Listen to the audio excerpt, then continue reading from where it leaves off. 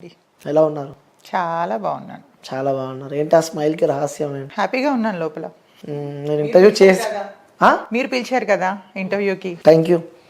Interview చేస్తున్నా చేయనంటే భయం అవుతుంది నాకు. చేయగలుగుతారు, ఆ టాలెంట్ మీలో కనిపిస్తుంది నాకు. ముంగట ఉన్నారు, నా కళ్ళ ముంగట ఉన్నారు. మిమ్మల్ని చూసుకుంటా ఇంటర్వ్యూ చేయాలంటే నాకన్నా తోపులతో ఇంటర్వ్యూ చేసే ఉంటారు ఆల్రెడీ మీరు. వాళ్ళు వేరే, మనసుకి నచ్చే వాళ్ళని ఇంటర్వ్యూ చేస్తాడు వేరే కదా. ఎంతమందికి నచ్చుతున్నాను అంటే చాలా హ్యాపీగా ఉంది లోపల లోపల నాకు. అంత అందరితో పోల్చకండి, అందరూ హ్యూమన్సే కదా. అయినా సరే నాది కొంచెం డిఫరెంట్ ఉంటుంది.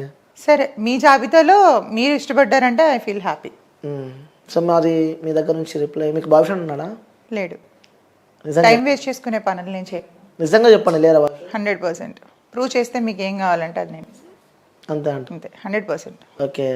సో ఎలాంటి క్వాలిటీస్ ఉన్న అబ్బాయి కావాలనుకుంటున్నారు? అసలు నాకు అబ్బాయే వద్దు, క్వాలిటీస్ ఎందుకు ఇంకా.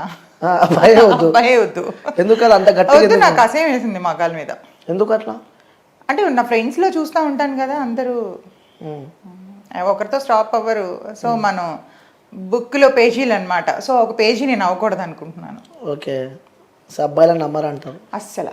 ఆల్రెడీ ఫుల్ పగిలిపోయింది మనసు. సో నమ్మకం అనేది, ఫ్రెండ్స్ ఉన్నారు, అబ్బాయిలు ఫ్రెండ్స్ ఉన్నారు కానీ బాయ్ ఫ్రెండ్ లేడు. అంత గట్టిగా చెప్తున్నారంటే ఏమైంది అసలు? బ్రేక్ అయింది అంటే లవ్ మ్యారేజ్ చేసుకున్నాను. సో దూరం నుంచి ప్రేమ చాలా చాలా చాలా బాగుంది. దగ్గరికి వెళ్ళిన తర్వాత అది ఎంతంటే అందరూ అంటారు కదా పగిలిపోయిన గాజు అది ఇది అని చెప్పి, దానికి మించి అన్నమాట. ఓకే. ప్రేమ వరకు బాగుంటుంది రిలేషను, పెళ్లిగాడికి వచ్చినట్టుగా అది టార్చర్ అయిపోతుంది అనమాట. ఎక్స్పీరియన్స్తో చెప్తున్నారు? ఎక్స్పీరియన్స్ కాదు, ముదిరిపోయి చెప్తున్నాను అందులో. So I was almost 4 years నా రిలేషన్. 4 years relation. 4 years రిలేషన్లో చాలా చాలా చాలా చాలా చాలా పడి సూసైడ్ వరకు వెళ్ళి, ఓకే, ఇంకొద్దు అమ్మ మగవాళ్ళంతా ఇలానే ఉంటారు అన్న ఒక పిచ్చి భ్రమతో ఫుల్ ఫిక్స్ అయిపోయాను. ఓకే. ఏం జరిగింది బ్రేకప్ కావడానికి రీజన్? బ్రేకప్ అంటే అదే అంటున్నాను, ప్రేమలో ఉండేటప్పుడు యాక్చువల్గా ఏంటంటే దట్స్ కాల్ నాట్ లవ్ అని కూడా నేను అన్నాను. అదొక అట్రాక్షన్ అనమాట. వాళ్ళు మనకి అది ఫస్ట్లో కేరింగ్లా ఉంటుంది. ఆఫ్టర్ పోను పోను పోను ఏంటి ఎవరితో మాట్లాడనీయట్లేదు, ఫ్రెండ్స్ని కలవనీయట్లేదు బయటకు. దట్టు ఇండస్ట్రీ అమ్మాయిలకి 90% వరకు పెళ్ళిళ్ళే వేస్ట్ అని నేనంట. ఇండస్ట్రీలోకి వచ్చాము అంటే ఒక ముద్ర వేసేస్తారు మనకి. సో అది ఎంత కరెక్ట్గా ఉన్నా, ఎంత తిరిగిపోతాలకి అంతే వేస్తారు, తిరగలేని వాళ్ళకి కూడా అదే ముద్ర ఉంటుంది. సో సినిమా అనేసరికి వాడితో ఉండొచ్చావా, వీడితో ఉండొచ్చావా, అక్కడ చేతులేసి పట్టుకుంటారు, ఇక్కడ చేతులేసి పట్టుకుంటారు అని. దట్స్ కాల్ యాక్టింగ్ అని. అంటే టచ్ అయితే అవుతుంది కదా. సో అప్పుడు టచ్ అయినట్టు ఏం ఫీల్స్ రావా, అవి వచ్చినప్పుడు ఏం చేస్తావు అంటే ఇట్లాంటి మెంటల్ టార్చర్ అనమాట లేకుండా. అలాంటివి మీరు అనుభవించారు? అనుభవించాను. First I was starting my life in modelling. Okay. చూస్తేనే అర్థమైంది. ఫస్ట్లో మోడల్ అనమాట. సో ఆ మోడలింగ్ పోను కొన్నాళ్ళు స్టాప్ చేసేసాను అనమాట, మా బ్రదర్ వద్దన్నారని. తర్వాత నేను మూవీస్లోకి ఫస్ట్ నేను దూరదర్శన్ సీరియల్ చేశాను. ఓకే. దూరదర్శన్ ఫస్ట్ 10 years అవుతుంది ఇండస్ట్రీకి వచ్చి. 10 years. సో ఏవేవి చేశారు అందులో? ఫస్ట్ నేను సీరియల్ చేశాను, తర్వాత మా టీవీలో, ఈటీవీలో అత్తారింటికి దారేది అని ఆల్మోస్ట్ ఒక 1 year దాకా చేశాను ఆ సీరియల్. ఓకే. నేను శిరీష, బెంగళూరు ఒక అమ్మాయి చేసేది. ఆల్మోస్ట్ నాలానే ఉంటుంది తను, నేను ఒకలానే ఉంటాం. తను మెయిన్ లీడు, నేను సపోర్టింగ్ రోల్ అనమాట. అందులో ఒక విలన్కి వైఫ్. ఓకే. అందులో సో సీరియల్స్ చేశారు, మూవీస్ చేశారు? సీరియల్స్, మూవీస్, కొన్ని యాడ్స్ కూడా చేశాను. ఒక మిర్చి యాడ్ ఒకటి చేశాను, ఇప్పుడు కాదు 2016లో. మిర్చి తిన్నారా? ఇట్లా అలా తినలేదు, తింటే ఎలా ఉండను మీ మీద మండిపోతాను. కారం అదే మిర్చి అంటే ఎలా చేస్తారు? మిర్చి పౌడర్ యాడ్. పౌడర్ యాడా? సో వేసుకునే పౌడర్? తినే పౌడరే. తినే పౌడరే. సో చాలా బాగుంటుంది అని చెప్పి చెప్పినట్టున్నారు. ఓకే. అంటే మిర్చి కూడా నాలా హాట్గా ఉంటుందని బాగుంటుందని చెప్పా. సో దగ్గర పోతే తెలుస్తుంది హాట్ అంతే, స్వీట్ అనేది. అవును. ఇంకోటి మంచిగా కొనసాగుతున్న మీ లైఫ్లో కోవిడ్ అంటే ప్రతి ఒక్కరికి అనేది ఒక భూతం. అలాంటి మీ లైఫ్ టోటలీ చేంజ్ అయిపోయినట్టు మాకైతే ఉందా సమాచారం? అవును అవును. అసలు అంటే ఇట్లా ఉన్నది ఉల్టా అయిపోయింది అనమాట. చక్కగా మంచి మెయింటెనెన్స్ అంటే ఒక టైం టేబుల్ అంటూ ఉండేది అనమాట. ఈ టైంకి లేవాలి, ఈ టైం చేయాలి. ఈ టైంలో ఏంటంటే తినటం, పడుకోవటం, నో ఎక్సర్సైజ్ ఏమి. అంటే ఒక లేజీ అని కాదు, యూజువల్గా కొలాప్స్ అయిపోయిందని చెప్పొచ్చు. అందరికీ హోప్ పోయింది. అంటే మనం బ్రతికుంటామో లేదో అనేది గ్యారంటీ. బ్యూటీ పక్కన పెడితే, మెయింటెనెన్స్ పక్కన పెడితే, బాడీ మెయింటెనెన్స్ ఇవన్నీ పక్కన పెడితే అసలు నువ్వు బ్రతికుంటావా లేదా అనేదే అందరు ఇలా చేత్తో పట్టుకొని కూర్చున్నారు గుండెలు ఆ టైంలో. సో అక్కడి నుంచి ఇట్లా చెప్తానే ఇలా ఉన్న లైఫ్ ఇలా ఉల్టా తిరిగిపోయింది అనమాట. ఎట్లా అంటే షేప్ అవుట్ అయిపోయింది. నన్ను నేను చూసుకొని మిర్రర్లో అసహ్యం పడిన రోజులు కూడా ఉన్నాయి, నేను అసహించుకున్న రోజులు ఉన్నాయి నావి. ఏంటి ఇట్లా అయిపోయింది, ఇలా అయిపోతున్నాను ఏంటంటే ఆఫ్టర్ మళ్ళీ again start my career after 2 years. 2022 ఎండింగ్లో మళ్ళీ స్టార్ట్ చేశా. ఓకే. 19 ఎండింగ్లో ఆగింది 2022. ఈ 2 years కూడా ఎట్లా వెళ్ళిపోయినాయి కూడా నా డేస్ నాకు తెలియదు అసలు. సో తర్వాత ఎలా స్టార్ట్అప్ చేశారు మళ్ళీ? మళ్ళీ అగైన్ కాంటాక్ట్స్ అన్నీ పోయినాయి అండి. కాంటాక్ట్స్ అన్నీ పోయినాయి. ఈవెన్ షేప్ అవుట్ అయిపోయాం. అంటే ఫ్రెండ్ రోల్ ఇచ్చిన కాడి నుంచి మదర్ రోల్కి వెళ్ళిపోయానంత స్టేజ్కి వెళ్ళిపోయాను. ఓకే. హెవీ వెయిట్ మెయింటెనెన్స్ పోయింది. సో వర్కౌట్ అప్పుడు మనకి ఇండస్ట్రీలో ఏంటంటే మన పెట్టుబడి మన బ్యూటీనే. అవును. సో అదే లేకపోతే ఎవరిస్తారు మీకు ఆఫరు? దట్టు ఈరోజు చాలా కాంపిటీషన్తో కూడుకున్న ఫీల్డ్ ఇది. అవును. సో ఈ ఫీల్డ్లోని బాగా మనం మింగిల్ అవ్వి 10 మందితోని ఫస్ట్ ఆఫ్ ఆల్ పిఆర్ బాగుండాలి, మనకి పిఆర్ బాగుండాలి అండ్ అందరితో కూడా మనం మంచిగా మింగిల్ అవ్వాలి. సో ఇవన్నీ జరగాలి అని అంటే ఫస్ట్ ఆఫ్ ఆల్ ఎవరిని కలవడానికి ఒకరినొకరిని కలవడానికి ఆప్షన్ లేదు. సో మనం వన్స్ రోజు కాంటాక్ట్లో ఉండి టచ్లో ఉంటేనే మనకి ఎవరైనా ఆఫర్ ఇచ్చేది. సో మనం ఫేడ్ అవుట్ అయిపోతే ఎవరు కూడా పిలిచిందమ్మా అని ఆఫర్ ఇవ్వరు. సో ఎందుకంటే చాలా మంది ఉన్నారు మనకంటే బెటర్గా 100 times బెటర్గా ఉన్న వాళ్ళు చాలా మంది ఉన్నారు. సో వెతుక్కొని ఇవ్వాల్సిన అవసరం లేదు. సో అట్లాగా మొత్తం 2 years వేస్ట్ అయిపోయింది. అగైన్ మళ్ళీ స్టార్ట్ చేసి ఇప్పుడు మళ్ళీ వస్తున్నాయి. ఓకే. మళ్ళీ వస్తున్నారు, మళ్ళీ ఎంటర్ అయినా. యా. ఆ 2 years మీకు ఏం నేర్పించింది? ఆ టైంలో ఏం నేర్పించింది అని అంటే ఎక్కడో ఏదో చిన్న పుణ్యం చేసాం బతుకున్నాం అనిపించింది. మనకంటే ముందు చూస్తున్న వాళ్ళు అసలు ఎట్లా ఆకులు ఎలా రాలిపోయినాయి అలా పోయారు ఒక్కొక్కరు. సో వాళ్ళతో పోల్చుకుంటే దేవుడు ఇంకా ఏదో పని ఉంది మనకి భూమి మీద అందుకే ఉంచాడు అనుకున్నాను. అదొక్కటి చాలు అనుకున్నాను నేను. ఓకే. సో ఇంకోటి అడుగుతున్నా, మీ ఆ బ్యూటీ వెనకాల సీక్రెట్ ఏంటి? ఏంటి అంటే మంచిగా వర్కౌట్ చేస్తాను, జిమ్కి వెళ్తాను, మంచిగా నన్ను నేను ప్రేమించుకుంటానండి ఫస్ట్. అందుకే వేరే వాళ్ళపైన ప్రేమ తగ్గింది. అలా అని కాదు, నన్ను నేను ప్రేమించుకుంటేనే నాలంటి వాళ్ళు మీరు ప్రేమిస్తారు. అవును, ప్రేమిస్తూనే ఉన్నాను. అంటే నేనే కాదు అందరూ ప్రేమిస్తారు. నన్ను నేను ప్రేమించుకోకపోతే మీరు ఎవరు ప్రేమించడానికి ఆప్షనే ఉండదు. అంతేనా కదా? సో ఇక్కడ ప్రాపర్ ఎక్కడ? విశాఖపట్నం. వైజాగ్. Beautiful city. వైజాగ్ అమ్మాయిలు అందరూ ఇంతేనా? అయ్యో, అంటే మీకు ఎంతమంది తగిలారో నాకు తెలియదు కదా. నార్మల్ అడుగుతున్నా. వైజాగ్ అమ్మాయిలు అందరూ అంటే మేము మాకు ప్రేమలు విలువలు అభిమానాలు చాలా ఎక్కువ. వైజాగ్ అమ్మాయిలకి అందం కూడా ఎక్కువ అంటారు అందరూ. అది మేము చెప్పుకోకూడదు, మీరు చెప్పాలి. మాలాంటి వాళ్ళు చెప్పాలి, చూసేవాళ్ళు. సో ఎంతమంది ప్రపోజ్ చేశారు మీకు? నాకు ఇప్పటికే వస్తూనే ఉంటాయండి, మ్యారేజ్ ప్రపోజల్స్ కూడా వస్తూ ఉంటాయి. నాకు పెళ్లి చేసుకుంటాను, లైఫ్ ఇస్తానంట, ఇస్తావు కొంతకాలమే ఆ పాపని సోది అంతే. అంటే మనసులో అనుకుంటాను, అవునా నాకు పెళ్లి మీద ఇంట్రెస్ట్ లేదు. ఉన్నాయి ప్రపోజల్స్, ఇప్పటికీ ఉన్నాయి మ్యారేజ్ ప్రపోజల్స్. యాక్సెప్ట్ చేయాలంటే 100% చేయాలి. మీరు ఇంకో 10 years పోయిన తర్వాత నేను బ్రతుకుంటే కలిస్తే ఇదే మాట చెప్తాను నేను. అప్పుడు కూడా నేను సింగిల్గానే ఉంటాను. ఓకే. న్యూస్తలేమండి ఇప్పుడు చేసుకుని అంటారు, మళ్ళీ తర్వాత లేదండి. అంటే చేసుకోవడంలోనే ఎట్లా ఉంటుంది అంటే మాటలు వేరు చేతులు వేరు. ఒక్కసారి అంటే ఫేస్ చేయడం ఎక్స్పీరియన్స్ వేరు. నేను ఫెడప్ అయిపోయాను. ఫెడప్ అయిపోయిన వాళ్ళని మనం మార్చడం కష్టం. ఆర్జీవి గారిని మార్చగలమా మనం? సేమ్ నేచర్ లైక్ మీ. ఆర్జీవిని ఫాలో అవుతున్నావు అయితే? ఫాలో అవ్వట్లేదు నేను. అంటే ఒక దానికి స్ట్రాంగ్ గా ఫిక్స్ అయితే అది ఎవరి తరం కూడా కాదు, దేవుడి తరం కూడా కాదు మార్చడం. అవును. సో ఇంకోటి, మీరు ఓకే అంటే ఒకటి చెప్తాము అనుకుంటున్నాను నేను. చెప్పండి. మీరు ముందు చెప్పండి, దాని తర్వాత ఓకేనే చెప్పండి. నేను ఏది చెప్పినా ఓకే అంటావు. నేను అడిగిన దానికి 2 యాడ్ చేస్తావు, నేనేం చెప్పినా దానికి 2 యాడ్ చేస్తానన్నదని మీరు అడిగే క్వశ్చన్ బట్టి ఉంటుంది.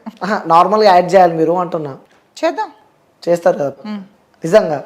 చేయకుంటే మీరు అడిగే దాన్ని బట్టి ఉంటుంది ఏం చేయాలో వద్దా అని. అడగకూడదు అంటే ఆల్రెడీ నచ్చదు మీకు, ఎందుకంటే మీరు మీతో మాట్లాడుతున్నా కాబట్టి. సో ఇంట్రెస్ట్ లేదని చెప్పి అర్థమైంది. కానీ మీ ఉన్న ఈ లైఫ్లో ఇంకొంచెం మీ లైఫ్ని ఇంకొంచెం హ్యాపీగా తీసుకోపోదాం అనుకుంటున్నా. హ్యాపీగా నేనున్న దాంట్లో ఇప్పుడు హ్యాపీగా ఉన్నాను నేను. ఇంకొక తోడు అయితే కూడా ఇంకొంచెం బాగుంటుంది. వద్దండి, అన్ని విధాలుగా క్రియేట్ అవుతాయి తప్ప అది తోడులా ఉండదు. తర్వాత మెంటల్ టార్చర్ లా ఉంటది. అది అందరు లాంటి వాడిని కాదు నేను. అందరూ ఒక్కటే. అలా ఎలా జడ్జ్ చేస్తారు అందరూ ఒకటే అని? నేను మీరు దేని మీద రాసిమ్మంటే దాని మీద బాండ్ పేపర్ మీద రాసి సంతకం పెట్టిస్తా. అందరూ ఒకటే. అందరూ ఒకటే అంటాం. సో మేమైతే ఒకటి కాదు. సో బాండ్ పేపర్ మీద రాసిస్తాను. సో నేను కూడా మీకోసం వెయిట్ చేస్తా.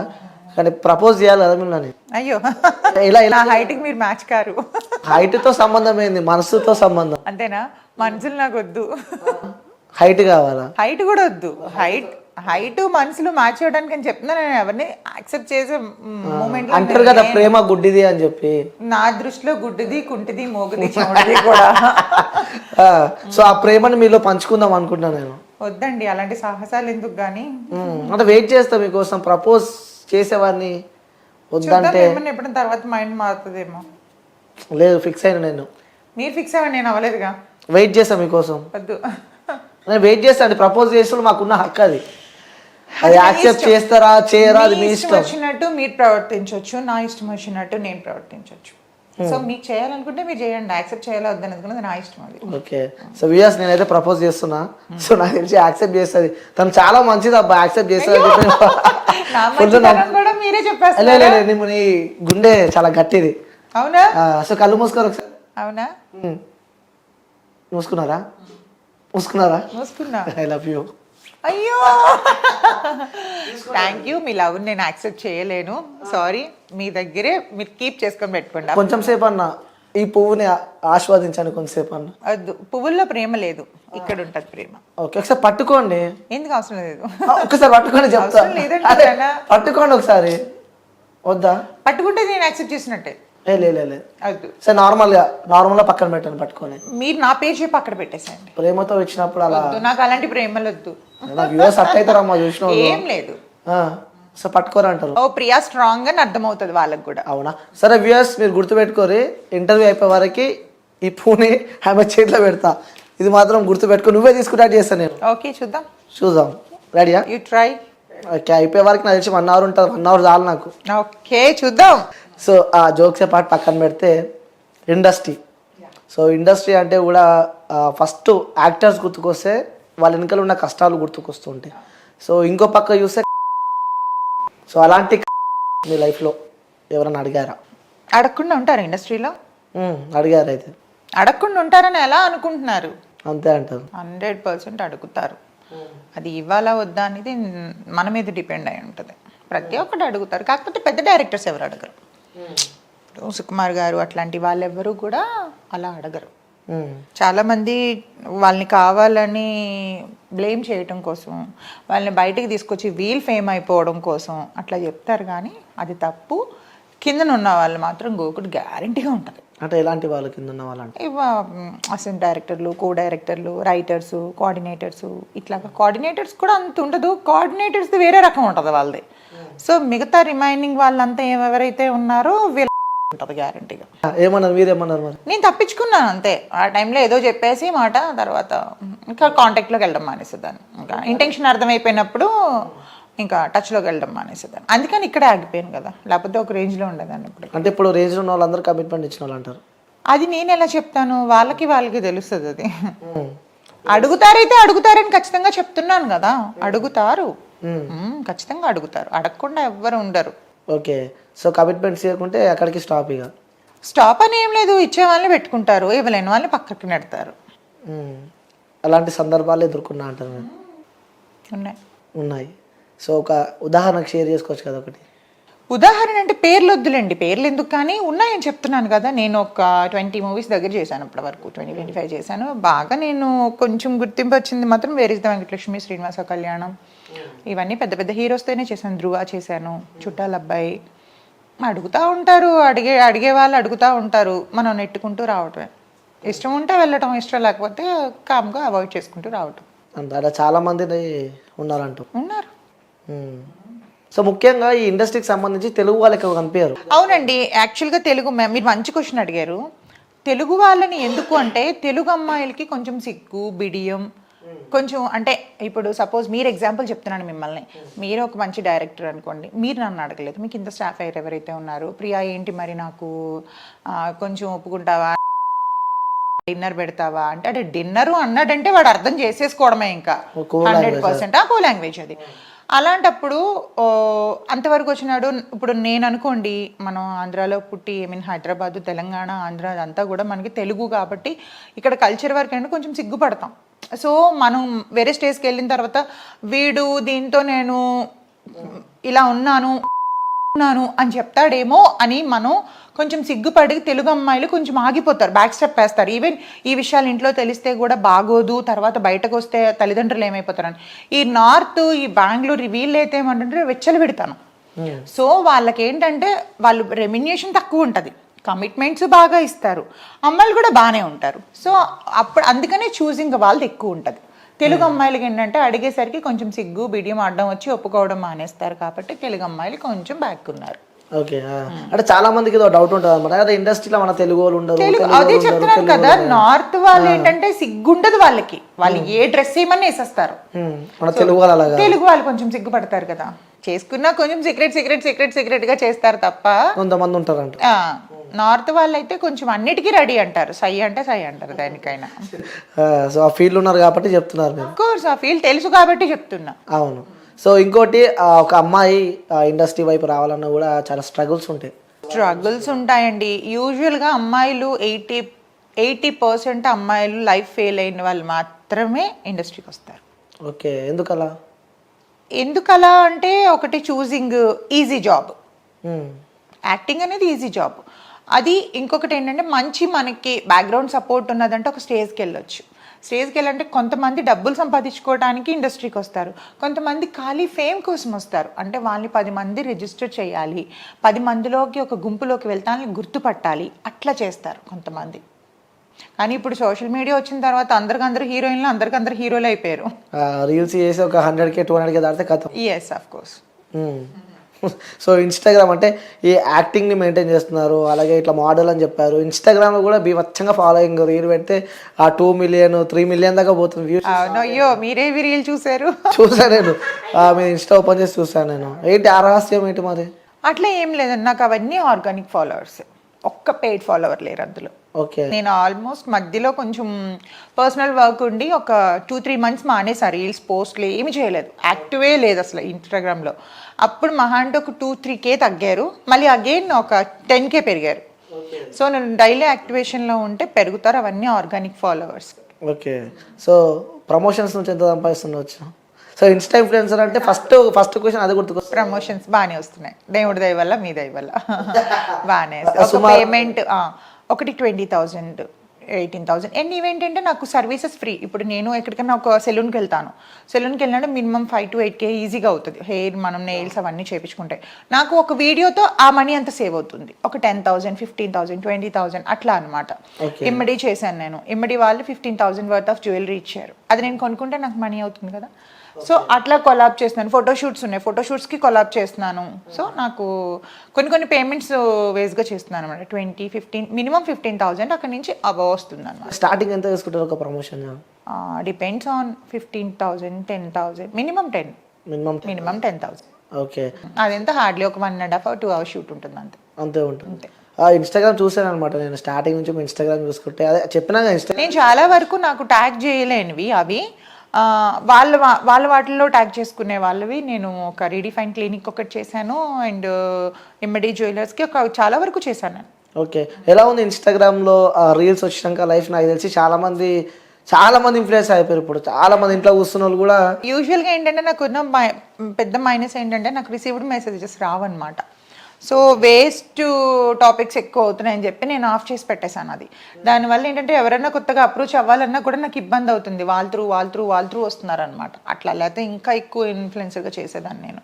ఓకే, సో అంటే ఇన్స్టాగ్రామ్లో రీల్స్ వచ్చిన తర్వాత కూడా ప్రతి ఒక్క రీల్స్ స్టార్ట్ పెట్టారు.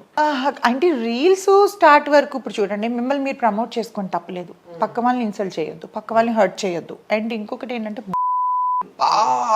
అమ్మాయిలు అయ్యుండి కూడా ఎంత గలీజ్గా ఒక రోడ్ సైడ్ చిల్లర ఎదవల మాట్లాడే మాటలు అవి ఇంట్లో వాళ్ళ ముందు ఓపెన్ చేయాలండి ఇన్స్టాగ్రామ్. ఎంత చిరాకు అనిపిస్తుంది అంటే, ఇన్ఫ్లుయెన్సర్స్ కొంతమంది మంచి వాళ్ళు ఉన్నారు, కొంతమంది ఇప్పుడు అంటే ఎలా అంటే వాళ్ళు ప్రమోట్ చేసుకోవడం కోసం మంచి పనులు చేస్తున్నారు, చెడ్డ పనులు చేస్తున్నారు.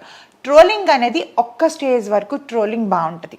నేను ఒక్కొక్కసారి నన్ను ట్రోల్ చేసే వాళ్ళు చూసి నవ్వుకుంటా ఉంటాను, భలే ట్రోల్ చేస్తున్నారు, అసలు ట్రోలర్స్ లేకపోతే మాకు లైఫే లేదు. ఎందుకంటే వాళ్ళు ట్రోల్ చేసేటప్పుడు కొన్ని మొన్న ఇంటర్వ్యూ కూడా చాలా ఎవరు ట్రోల్ చేస్తే నేను నవ్వుకున్నాను చూసి. సో ఫన్నీగా అనిపించాలి ఒక ట్రోలింగ్, అంతేగాని ఎదుటివాడికి హర్టింగ్ అనిపించొద్దు, వాడి ఐస్లోంచి వాటర్ రావద్దు. అమ్మాయిలు చిల్లర మాటలు మాట్లాడుకుంటే ఏదో రకంగా ఫేమ్ అయిపోవాలి. మీరు గమనించారా అలా వ్యూస్ ఎక్కువ ఉంటే, కామెంట్స్ ఎక్కువ ఉంటే, లైక్స్ ఎక్కువ ఉంటే, షేర్స్ ఎక్కువ ఉంటాయి? అంటే యూజువల్ గా నుంచే మనిషి వచ్చాడు అంటారు కదా, ఆ వచ్చిన మనుషులు మాత్రమే ఇష్టపడతారు. క్లాసీ ఎవరైనా ఇష్టపడతారా చెప్పండి? అదే కదా. అంటే వాస్తవంగా చెప్పండి, ఒక అమ్మాయి శారీ కట్టుకొని చేస్తే వ్యూస్ వస్తే రావడం తెలియదు, కానీ ఇంకొంచెం హాట్గా ఉంటే. ఇప్పుడు నేను ఒక రీసెంట్ గా ఒకటి 1.4 మిలియన్ పోయిందా, అది నీట్ గా స్లీవ్లెస్ టాప్ జీన్స్ వేసుకొని చేసా. మరి ఎలా పోయింది ఇది? కొన్ని పోతే చూడడానికి మీరు మంచిగా ఉన్నారు కదా, ఇంకొంచెం హాట్గా ఉంటే ఇంకా అది వైరల్ ఇంకెక్కువ అయ్యేది.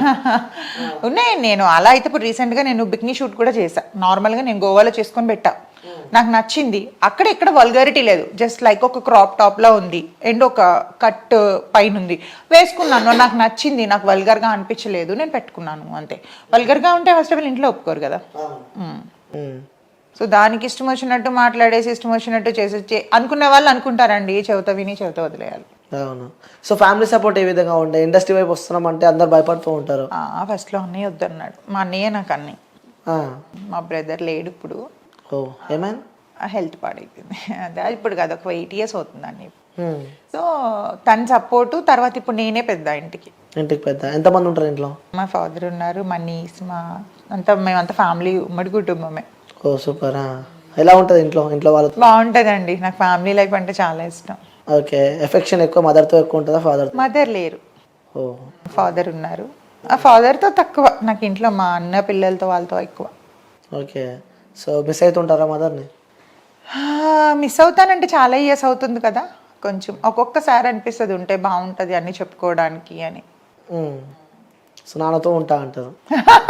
నేను అనలేదు. మరి అంతే కదా. ఇది కూడా అడ్వాంటేజ్ తీసుకొని చాలా మంది కొంచెం నీకు పేరెంట్స్ లేరు, మీరు మీ ఫాదర్ ఉన్నా కూడా అన్ని చెప్పుకోలేవు కదా అట్లా కూడా అన్నారు. కానీ అందుకే అంత స్ట్రాంగ్ గా చెప్తున్నారా? అర్థమవుతుంది. అదే ఫ్యామిలీకి నేనే హెడ్ కాబట్టి ఆటోమేటిక్ గా స్ట్రాంగ్ ఉంటారు. మనం ఎవరి మీద ఎవరైతే డిపెండేషన్ ఉంటుందో, అంటే ఇంటికి మనం పెద్దగా ఉండి పెద్ద దిక్కుగా చూసుకునేటప్పుడు ఇట్లాంటి వాటిపైకి మనసు పోదు. ఆడుతూ పాడుతున్న ఏజ్లో అనుకోండి అది మనకి వెళ్తుంది. మీకు రెస్పాన్సిబిలిటీ ఉండేటప్పుడు మాత్రం ఎప్పుడు కూడా టైం పాస్ చేయడానికి చూడరు. ఓకే. సో మీరు ఒక యాక్టింగ్ ప్రొఫెషన్లో ఉన్నారు కాబట్టి, సో మీ ఇన్స్టా ఇన్ఫ్లుయెన్సర్ కూడా. సో మీకు ఇష్టమైన యూట్యూబర్ ఎవరు? నాకు అంతా ఏం లేదు, యూట్యూబర్ ఇష్టపడాలి ఏం లేదు. నా ఇన్స్పిరేషన్ మాత్రం చిరంజీవి గారు. చాలా ఆయన అంటే ఇట్లా పీకలా కట్ చేసుకుంటా అనమాట, అంత ఇష్టం ఆయన అంటే. తర్వాత ప్రభాస్ గారు ఇష్టం. చిరంజీవి గారు అంటే ఇంకా నాకు చైల్డ్హుడ్ నుంచి కూడా ఆయన అంటే అబ్బా, ఆయన సినిమాలు చూసి పుట్టిపోయిన 90s కిడ్స్ అంటే ఉంటుంది కదా ఇంకా. సో ఆయన చాలా చాలా ఇష్టం ఆయన అంటే. ఓకే సరే, ఇది వీడియో చిరంజీవి గారు చూస్తూ ఉంటే చెప్పాలి అంటే ఏం చెప్తా? ఆయన చూసి చాలా నేర్చుకోవాలి. ఇండస్ట్రీకి వచ్చిన ప్రతి ఒక్కరు కష్టపడి ఎలా పైకి రావాలి అన్నది ఆయన చూసి మాత్రమే నేర్చుకోగలగాలి. మాత్రమే అంట ఆయన మాత్రమే, ఆయన ఒక్కరే, ఎవరు సపోర్ట్ లేకుండా వచ్చింది. అల్లూరి రామలింగయ్య గారు తర్వాత కదా ఆయన ఫస్ట్ మూవీ ప్రాణం ఖరీదు. అన్ని మూవీస్ చూస్తాను. ఓకే. సో ఎలా ఉంటాయి కష్టాలు, యాక్టింగ్ కష్టాలు కానీ అక్కడ లోపల గ్రౌండ్ లో ఉండే? గ్రౌండ్ లో అంటే కొంతమంది మొహం మీద తిడుతూ ఉంటారు, మనం అట్లా అంటే ఇట్లా దులుపుకుంటూ వెళ్ళిపోవాలి. అంటే యాక్చువల్గా ఒక డైరెక్టర్ మనల్ని తిట్టారు అంటే మనల్ని నేర్చుకోమని, ప్యాంపర్ చేసే వాళ్ళు అంటే వాడు ఏదో ఎక్స్పెక్ట్ చేస్తున్నాడో అని అర్థం. ఓకే. తిట్టే వాళ్ళే మంచిది, అంటే యాక్టింగ్ నేర్చుకో అని అనే వాళ్ళే తిడతారు. ఓకే. సో ఎప్పుడు మీకు ఇటు ఇండస్ట్రీ వైపు రావాలని చెప్పి ఎప్పుడు కలిగింది? 10 years అండి, 10 years బ్యాక్. స్టార్టింగ్లోనే చెప్పాను కదా, మనకి ఐశ్వర్య కలుషం అని దూరదర్శన్లో ఒక సీరియల్ చేశా. ఓకే. దాని తర్వాత అష్టాచెమ్మ అని మా టీవీలో, తర్వాత ఈ టీవీలో అత్తారింటికి దారి, ఒక 2-3 సీరియల్స్ చేశాను అప్పట్లో. ఓకే. సో అప్పట్లో ఓకే. అంటే మీ లైఫ్లో ఫస్ట్ అడిగినప్పుడే బ్రేకప్ అని చెప్పారు కాబట్టి, సో వాట్ ఈజ్ లవ్ అంటే ఏం చెప్తారు? అదా ఒక మోజు. లవ్ అనేది అసలు లేదండి, తల్లిదండ్రుల దగ్గర నుంచి వచ్చిందే ప్రేమ, వాళ్ళు మాత్రమే ప్రేమించగలరు. ప్రేమించడం దగ్గర నుంచి వచ్చింది. ఈ మధ్యలో ఇవన్నీ ట్రాష్, ఇవంతా అసలు ప్రేమ ఇప్పుడైతే లేదు. ఇప్పుడు జనరేషన్ లో అసలు ప్రేమ అనేది లేనే లేదు. మరి ఏముందంటారు? లేదు, అది అంతే అట్రాక్షన్, అంతే. ఒకరి నీళ్లు ఒకరు ఫుల్ఫిల్ చేయడం కోసం, మేల్ అట్రాక్టివ్ ఫీమేల్ కాబట్టి దానికి ప్రేమ అనే ఒక ట్యాగ్ పెట్టేస్తున్నారు అంతే. అది యూజువల్గా ఒకరు అవసరాలు ఒకరు తీర్చుకోవడం కోసం అని అంటే బాగుండేది, బట్ దానికి లవ్ అని పెట్టేస్తున్నారు. దీని అవసరం అయిపోయిన తర్వాత ఇది వదిలేస్తాడు, అవసరం అయిపోయిన తర్వాత ఆడ వదిలేస్తాడు. తల్లిదండ్రుల ప్రేమ కంటే ఎవరి ప్రేమ గొప్పది కాదు. సూపర్. మంచి గుణపాఠం నేర్పింది అంట లవ్. మామూలు కాదు. అమ్మ నాన్న మాత్రమే ప్యూర్గా మనల్ని లవ్ చేస్తారు, మన పిల్లలు కూడా మనల్ని చేయరు అంత లవ్.